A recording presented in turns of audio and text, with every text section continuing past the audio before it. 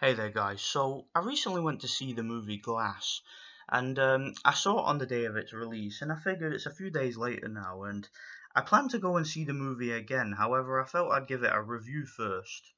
So, this movie was directed by M. Night Shyamalan. It stars Samuel L. Jackson, Bruce Willis, and James McAvoy, and it's the third in a series. Now, the first movie in the series, Unbreakable, which came out in 2000, I haven't actually seen that movie, but I plan to watch it when I can. So bear that in mind when you listen to this review. I haven't seen Unbreakable, so I can't really compare it to that. However, I did see the second movie in the series, which came out not that long ago actually, called Split, starring James McAvoy, who reprises his role in this movie. Um, Split, I might review as well. It was a movie that I had mixed feelings about. I felt it was a really well acted movie and it was a really interesting sort of psychological thriller.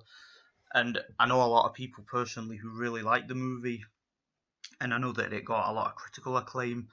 Personally, I felt that Split was a little bit overrated. However, I did enjoy it, and again, it's another one that I plan to review and plan to watch a second time to really just see if it's any different second time round. But let's get into this one. So Glass. Now this basically, the gist of the story is you have these three individuals. You have Bruce Willis, who is a guy who believes he is superhuman. He believes he has superhuman strength. He believes that like when he comes into contact with people, he gets visions about who they are and what type of person they are, and he sees himself as sort of a vigilante. He goes around in a in a raincoat and a hood, handing out street justice. James McAvoy, who has a split personality disorder. He has about 15 different people living inside his head, and one of those is a creature called the Beast, who has like superhuman strength and can walk up walls and stuff like that, and also can soak up bullet damage. And then you've got this other character played by Samuel L. Jackson called Mr. Glass. And the reason why he's called Mr. Glass is because he has a condition which makes his bones extra brittle. So if he even comes in the slightest contact with something or tries to walk, he'll end up breaking his bones like that. They'll just snap like toothpicks. So that's what I believe gets him the nickname Glass. But he's also super intelligent and super, strategic and technical, and he's just a really, really scheming and intelligent character, like a supervillain in his chair. He's that type of character. And yeah, all of these characters end up in this sort of a mental institution where there's this doctor who is trying to convince them that basically their superpowers that they believe they have is all nonsense. Basically, trying to convince them that it's all in their head, that it's all psychological, that it's just delusions of grandeur. And it's unclear throughout the majority of this movie whether or not that is actually the case. Okay, you do actually get a little bit of a hint here and there that these superpowers may actually be mythical, that they may not actually exist, but that it's never revealed until the end whether or not that's true. So you can interpret that how you want, but I will say that as a psychological thriller, just like the previous movie in the series, Split, this movie's really well acted. All right, I gotta say, Samuel L. Jackson, Bruce Willis, and James McAvoy are all obviously really, really dedicated to this role, and they really did enjoy this movie. You could tell.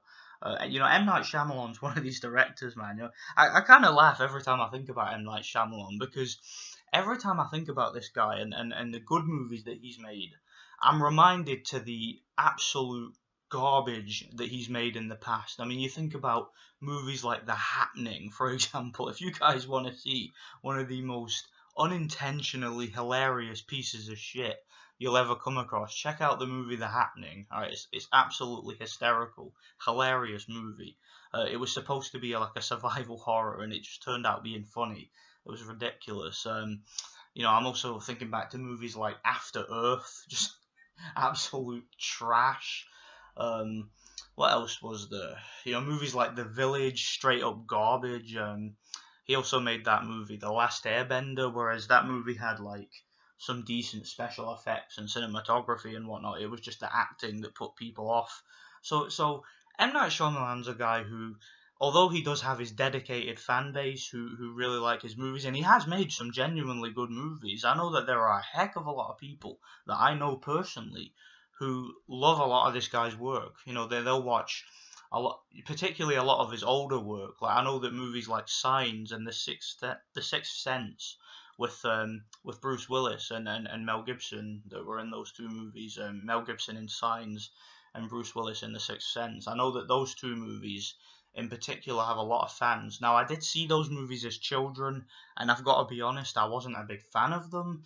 However, I can see, based on how artsy those movies were and how well filmed they were and well directed, that I can see why certain people would like them. And I do plan on watching those again too, because they were quite interesting thrillers, sort of psychological thriller type movies.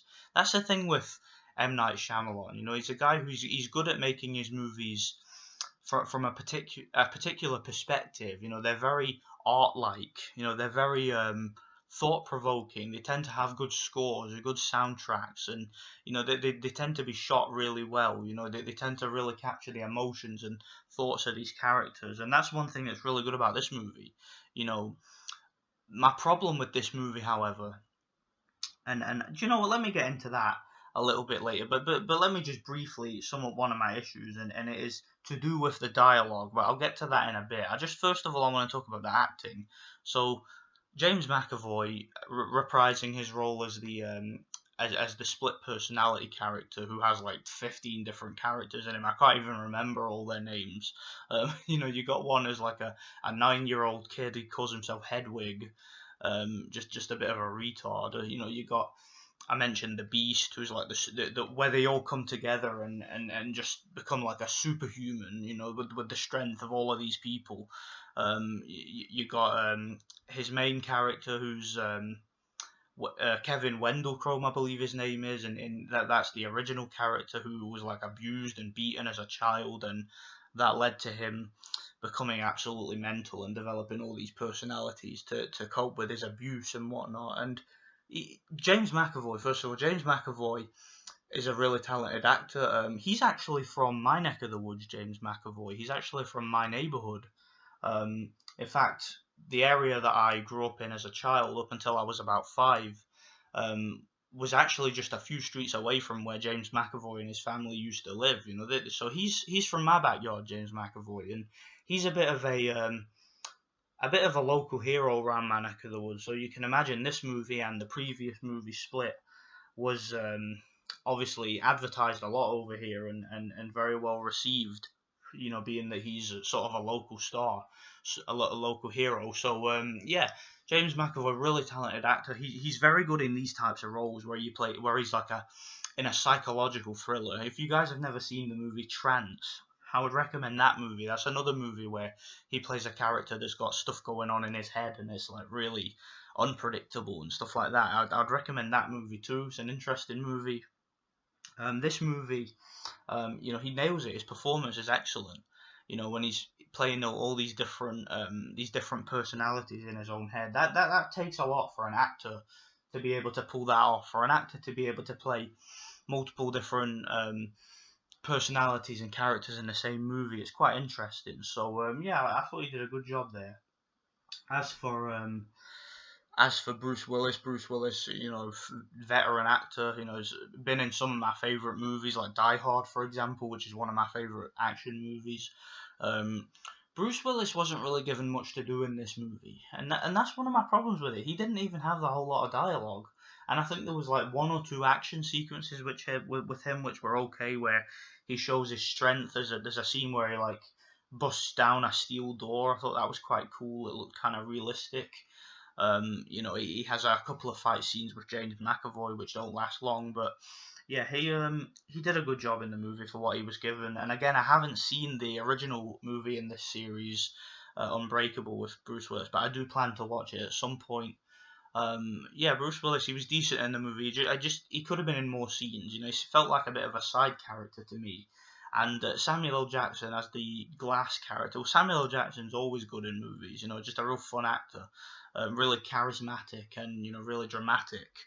And yeah, he's really good in this movie. His acting is spot on. You know, when he's doped up and he's in this wheelchair and he looks as if he can barely move, but then somehow he's able to get his way out of a cell.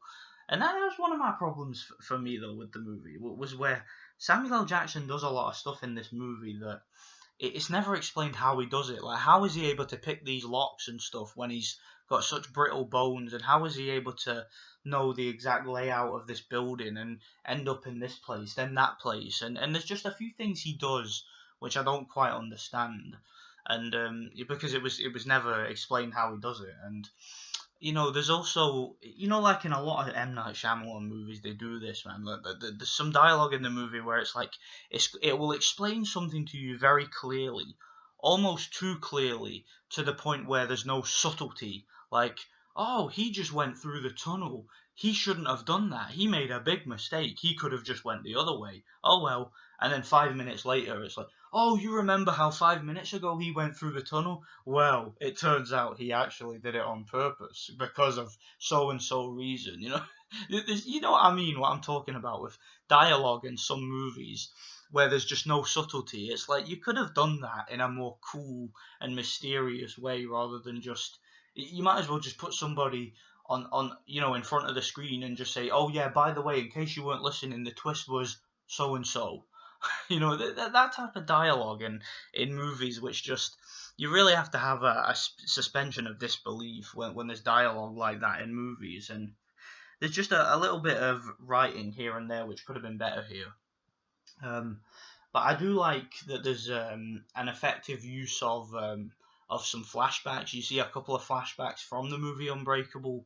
I do like that there's a couple of scenes where the woman, the psychologist woman who's trying to explain to them that their conditions are all psychological and that they're really not superhuman, and she puts forward a very convincing argument. You see some flashbacks and you notice a couple of things where you're like, hang on a second, that might explain why he was able to do that. And I really did like that. I thought that was pretty cool, and it genuinely made you think, hang on a second, she might be onto something here. But yeah, it's really interesting that way. I just think it's an interesting movie. I really did enjoy this movie. I thought it was really just really intriguing and kind of thought provoking. I didn't really like the ending much. I thought the ending was a bit come on, like I don't. I almost want to tell you what the ending was so I can criticize it, but I don't really want to give it away. It's just one of those ones. Maybe we can discuss it in the comment section if you want to. But yeah, this is a decent movie. I give this movie a solid 7 out of 10. It's a good movie. It's definitely above average. It wasn't great. It's not like a real Oscar winner in my opinion, but it was a good movie. I enjoyed it. Let me know what you guys think. God bless.